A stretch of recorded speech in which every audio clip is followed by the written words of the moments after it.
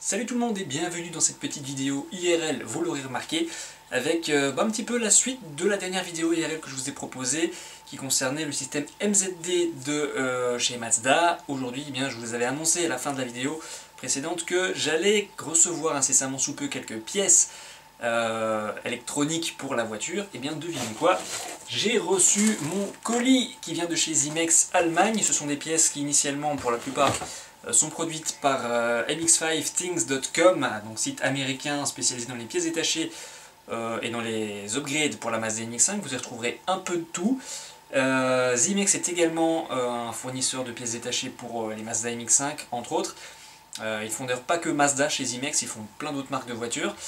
Et j'ai commandé chez eux différentes pièces. Il y en a une qui vient directement de chez Zimex et le reste qui est passé par Zimex, qui est le distributeur officiel d'mx5things.com, et qui viennent par contre, elles, d'Amérique. Donc je remercie Sergei de mx5things.com ainsi que Ernst de chez zimex.de pour l'envoi de ces pièces, de ce petit colis qu'on va déballer directement pour voir si tout y est. C'est parti.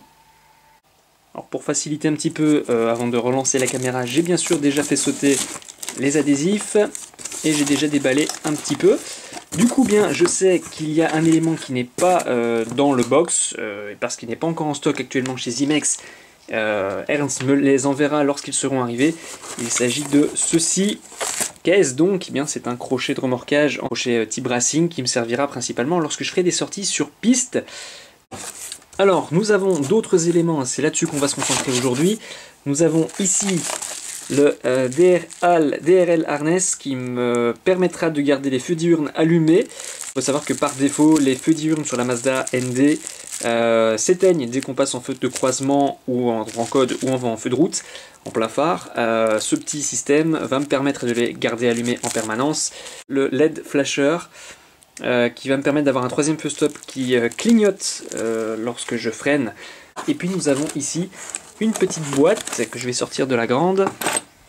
Voilà, on va mettre la grande boîte un peu plus loin et remettre la petite boîte ici où nous avons, attention, moi je sais ce que c'est, évidemment c'est la fin de ma commande. Hop, les petits harnais de nouveau, ce sont des ampoules de clignotants LED spécifiques à la ND et à la ND RF. Donc les clignotants séquentiels à LED pour remplacer les ampoules halogènes d'origine. Et puis nous avons ici des petits harnais qui permettra de garder la fréquence de clignotement de base de la Mazda MX-5. On a déballé, on va maintenant installer tout ça directement sur la voiture. Avant d'y aller, évidemment, je fais pas ça à l'aveugle, j'ai sorti mon téléphone pour récupérer le mode d'emploi pour monter tout ça, pour savoir quoi démonter, qu'est-ce qui n'est pas nécessaire de démonter. C'est principalement vrai pour la première chose que j'ai sortie au niveau des boîtiers électroniques, le boîtier feu diurne, puisque ça se fait sous le tableau de bord, et effectivement pour cette partie-là, il va falloir démonter une partie de l'intérieur de la voiture, côté conducteur. On ne fait pas ça à l'aveugle évidemment, j'ai prévu le truc pour gagner un peu de temps, et puis je vais vous expliquer au fur et à mesure. La voiture est juste à côté de moi, on y va.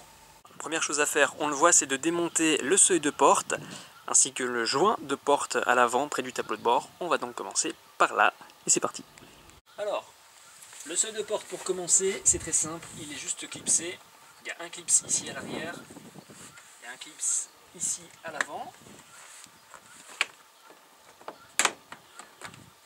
et côté extérieur également un clip ici, et probablement un clip ici aussi.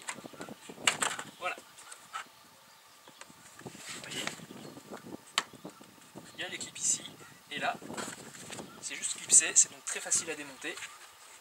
Et on va pouvoir maintenant attaquer le joint d'étanchéité. Pour le joint, il précise de commencer par le bas. De toute façon, en haut, il y a déjà des éléments. Donc, on va le détacher.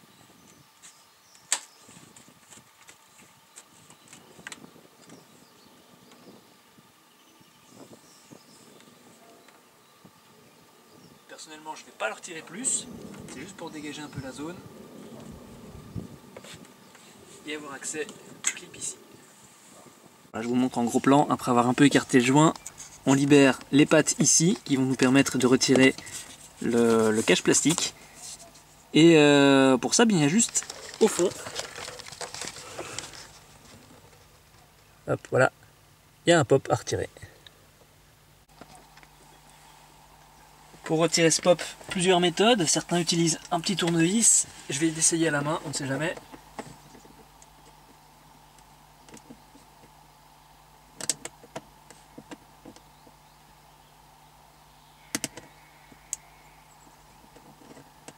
Ah, je sens qu'il veut venir, mais...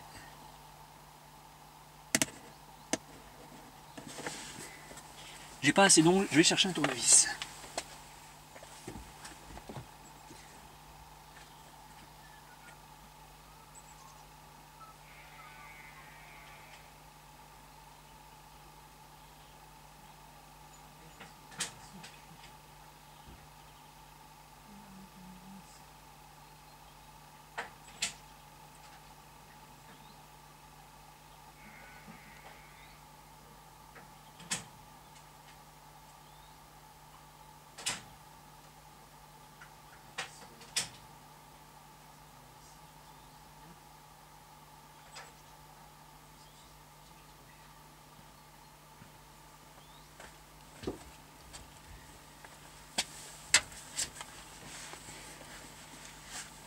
Allez, avec le tournevis.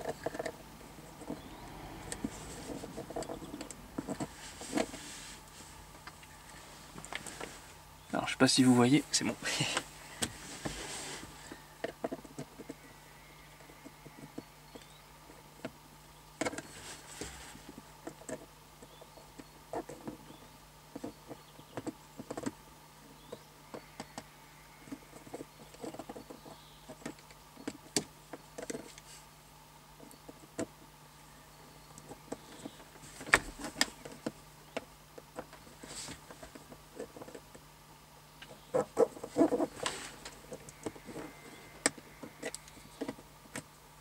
Voilà, il est sorti.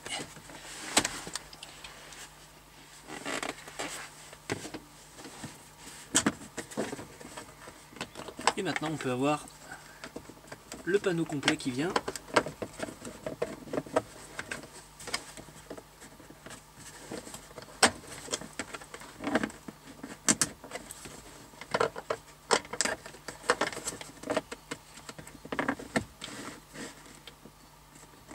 À moins qu'il reste encore une vis.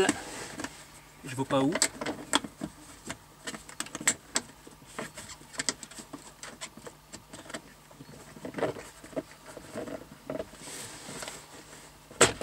Voilà.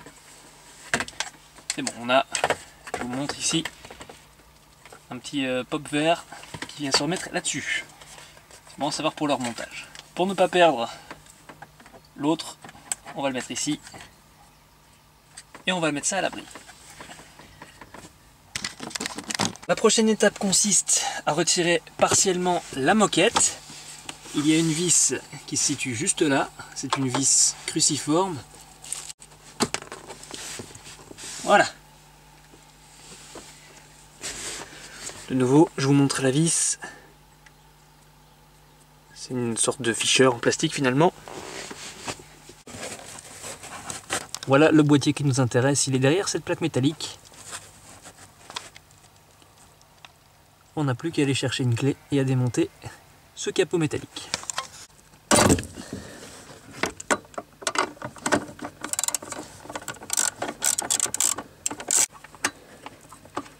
Alors on fait bien attention de ne pas laisser tomber, comme je viens de le faire, l'écrou, qu'on va aller rechercher. Alors une fois qu'on a le premier, eh bien, il va falloir sortir un cutter car, vous le voyez ici, il y a un bloc de frigolite qui nous empêche de récupérer l'accès à ce qui nous intéresse. Du coup on va juste couper un V dans la frigolite. Faut pas trop creuser dedans non plus car c'est ce bloc de frigolite sur lequel votre pied repose, votre pied gauche, quand vous êtes à vitesse constante, que vous n'utilisez pas l'embrayage. Et on va démonter ça. Attention qu'évidemment une fois que vous avez retiré le deuxième écrou,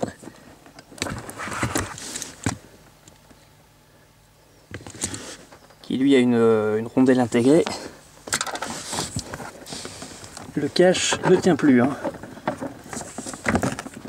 Alors il est à noter qu'ici j'ai pris la méthode qui nécessite le moins de démontage, mais la méthode conseillée reste quand même de démonter cette partie-ci, qui est donc, hop, si on recule un petit peu, donc toute cette partie-ci, il est conseillé de le démonter pour avoir un meilleur accès. En effet, pour retirer la plaque, on n'a pas des masses d'espace. Mais bon, c'est passé pour moi. On a ainsi accès ici à ce qui nous intéresse pour monter le harnais, pour maintenir les feux diurnes allumés. Une fois à ce stade, on a enfin arrivé à accéder à la prise qui nous intéresse. Nous allons donc pouvoir la démonter et installer notre harnais. On va déballer tout simplement le colis qui se trouve toujours dans son patibule. Donc voilà la connectique. Je ne sais pas si vous voyez bien. Évidemment avec une prise mâle d'un côté et une prise femelle de l'autre. Voilà, un petit peu d'éclairage qui sera probablement le bienvenu.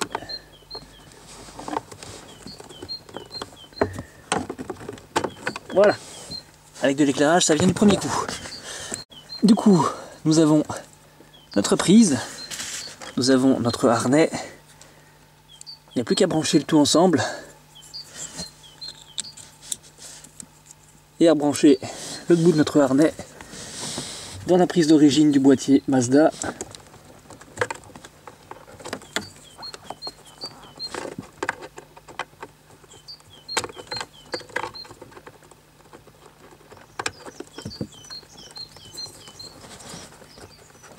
Voilà, ça a fait clic. Normalement, on est dedans, on va pouvoir tester ça.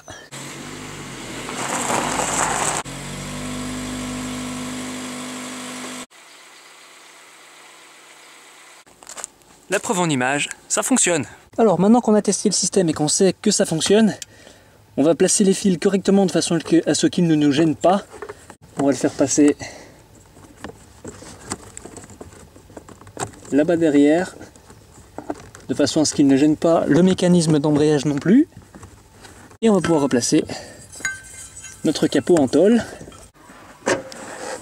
Il a sa place, il n'y a plus qu'à remettre nos écrous.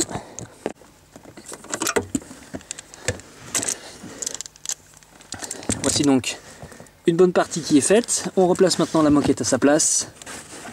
Donc on vérifie bien que ici la moquette passe bien derrière ceci. Si ça a sauté pendant que vous travaillez, on vérifie bien qu'elle est remise sous les 3 clips en plastique qui permettent de remettre le seuil de porte à sa place. Et on va pouvoir remettre sa petite vis à sa place. Hop, on est dedans. Et ici, il n'y a même pas besoin de la visser, puisque c'est du plastique, il suffit de la pousser, et ça revient à sa place, et ça tient. C'est nickel. Normalement, en suivant l'alignement ici, on doit être bon.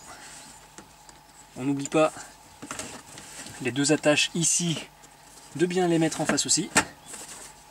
On clipse, et on remet évidemment le pop à sa place au fond. Et il tient bien. Nous pouvons donc à présent remettre le joint d'étanchéité au niveau de la portière. Très important, vous le savez si vous êtes fan de la Mazda MX-5, ce sont des voitures qui ont une certaine tendance à prendre l'eau et à rouiller. Ça ne sera pas le cas de la mienne parce que les ND sont en aluminium. Mais malgré tout, il y a des éléments en acier au niveau de la structure interne et il vaut mieux s'assurer que ça soit bien fait. Il est parfaitement mis. On va pouvoir replacer notre seuil de porte. Cette dernière partie est un peu plus simple. On l'a vu, il est très facile de démonter cette pièce. La remonter est aussi facile. Il suffit juste de bien se mettre en face des attaches.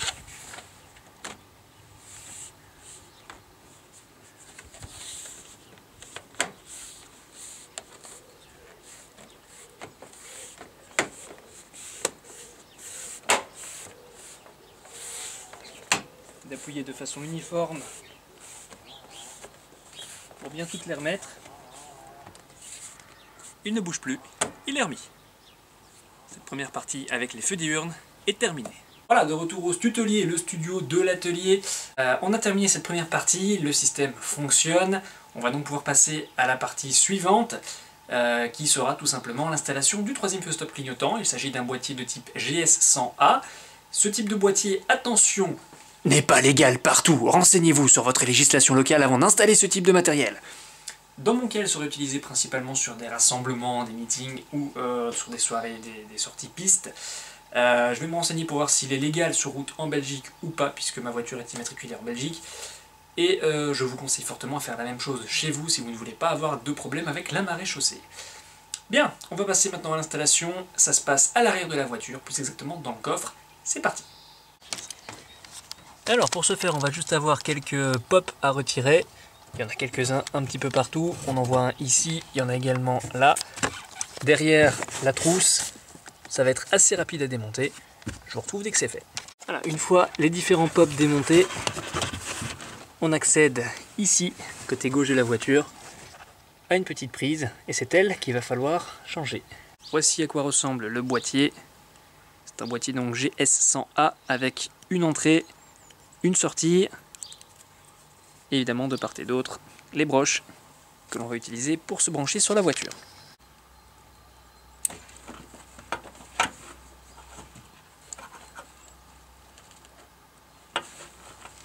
Voilà, le boîtier est branché.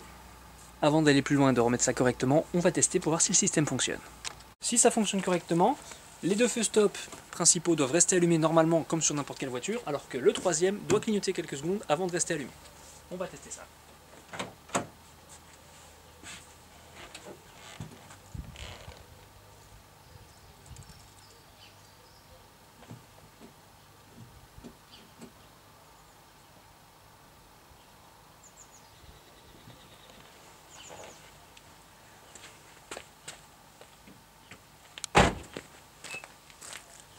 Ça fonctionne parfaitement, on va pouvoir passer à la troisième et dernière phase, à savoir les clignotants, mais avant on va s'occuper de placer correctement le câble qu'on vient d'installer. On remarque pour commencer qu'ici il y a une tôle, elle est assez tranchante, on va donc prioritairement s'arranger pour que le fil n'arrive pas dessus. Je vais mettre des simples colsons noirs. Alors, j'ai préinstallé les colliers en plastique pour les câbles, mais je souhaite également, pour éviter que ça fasse du bruit dans le coffre, bloquer le boîtier de contrôle. Et j'ai remarqué qu'il y avait juste ici derrière un œillet qui ne sert vraisemblablement, sur ma voiture en tout cas, à rien, puisqu'il ne sert pas à fixer des rivets pop et que rien d'autre n'est fixé dessus jusqu'à présent. Par conséquent, je vais prendre un collier un peu plus grand que les autres pour fixer le boîtier de contrôle de gestion du troisième feu stop. Voilà, pour éviter qu'il ne se déplace dans l'autre sens, je vais mettre un deuxième collier horizontalement. Ici, je suis volontairement passé entre les câbles pour éviter qu'ils ne bougent, par conséquent, je ne vais pas trop le serrer pour éviter que des frottements n'usent les câbles, ils les scindent en deux parties. À présent, il n'y a plus qu'à couper le surplus des colliers et on va pouvoir remonter. On a remonté la partie profonde du coffre, on va maintenant passer à la partie la plus en arrière du coffre, à la partie la plus proche du bord. Pourquoi? Eh bien parce que rappelez-vous, il nous reste encore des choses à monter. Les ampoules de clignotant ainsi que les ballasts qui permettent de conserver la fréquence de clignotement d'origine homologuée pour l'Europe. C'est parti, on retourne dans le coffre et on démonte l'autre moitié. La première chose à faire va être de démonter ce panneau en plastique. Il tient de nouveau avec des pops en plastique. Ça va donc aller très vite. Alors, je vous montre vite fait où se trouvent les pops. Je suis donc face à vous. Coucou. Et les pops, eh bien, ils se trouvent... Hop, oui, du coup, il faut que j'arrive à faire fonctionner la caméra en l'attendant dans l'autre sens. J'ai un pop ici qui est donc juste au bord, à côté du verrou. Un évidemment qui se trouve au même endroit de l'autre côté. Et les deux autres qui se trouvent, alors j'ai plus de retour vidéo par contre, juste à côté des sangles, vous en avez un là, et l'autre ici. Allez, on reprend notre petit tournevis et on fait sauter tous les pops. Alors, avant de retirer le cache, n'oubliez pas, il y a l'éclairage de coffre qui se trouve juste à côté. Ne tirez pas trop fort, il y a des fils. Voilà. Une fois le panneau déconnecté et surtout une fois le plafonnier débranché, eh bien on va pouvoir passer à la suite, à savoir de nouveau retirer des pops pour retirer une partie des isolants et des moquettes.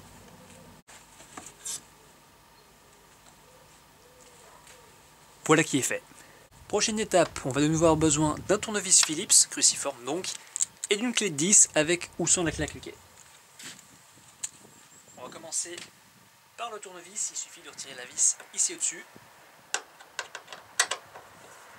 Il est à noter que cette procédure sera identique si vous souhaitez remplacer une ampoule de clignotant standard sur votre voiture. Tant qu'on a le tournevis en main, on va déjà s'occuper du côté conducteur. Une fois ces deux vis retirées, on passe à la clé de 10 pour retirer l'écrou qui se trouve ici. Je vous le remontre avec le zoom, c'est cet écrou qui est donc un écrou de 10 et évidemment des deux côtés de la voiture. Une fois les vis et les écrous retirés, le phare ne tient plus à la voiture. Par conséquent, on va pouvoir l'enlever, mais avant ça, je vous conseille d'utiliser du tape de masquage de façon à éviter de griffer la peinture.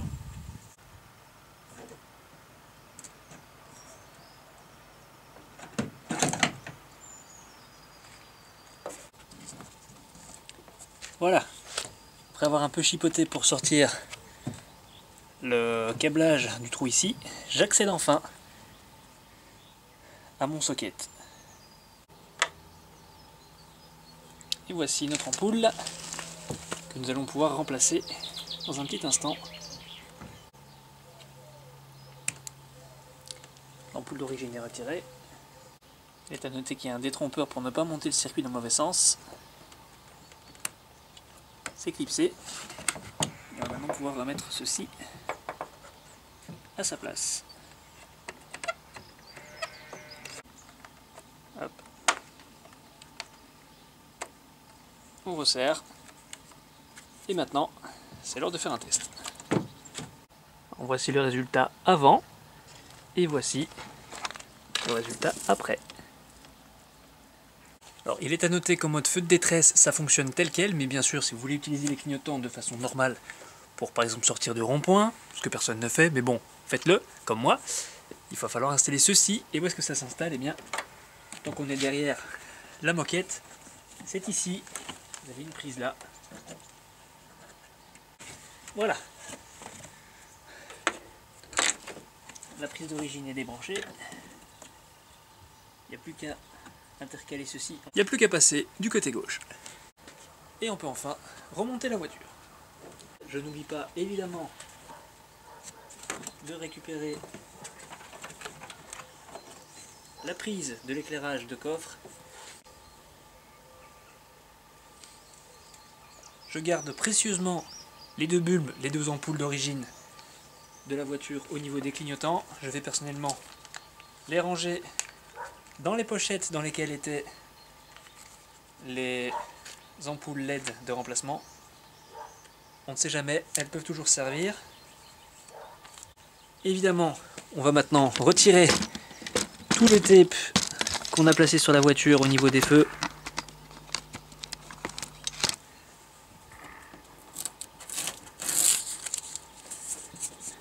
Voilà qui clôture l'aspect électronique concernant la petite vidéo du jour sur la Mazda.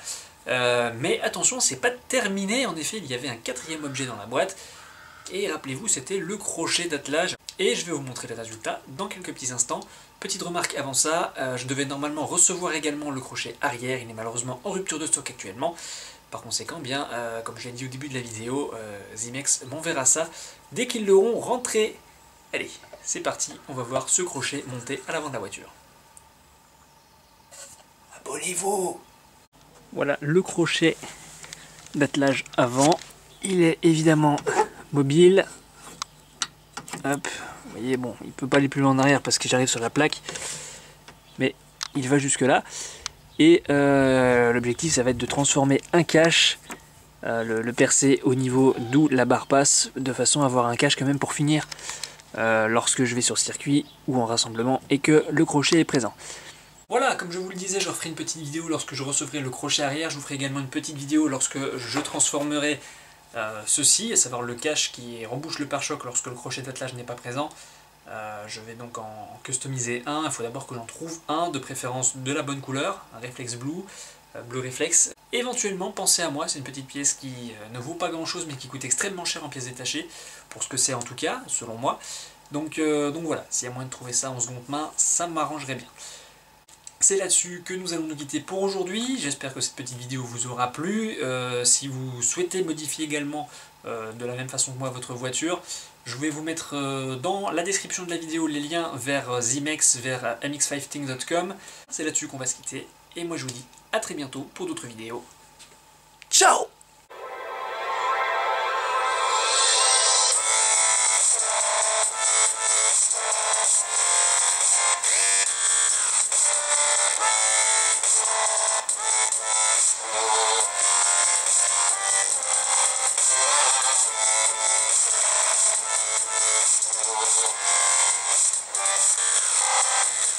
Et au niveau de votre législation locale, on va refaire cette partie.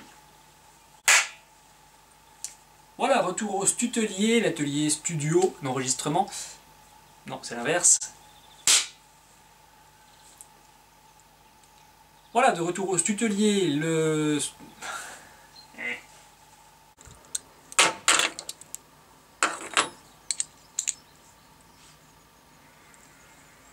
Oups. Clôture enfin l'aspect électronique, entre guillemets. Électronique. Ce geste ne veut absolument rien dire. Électronique. Voilà qui clôture l'aspect...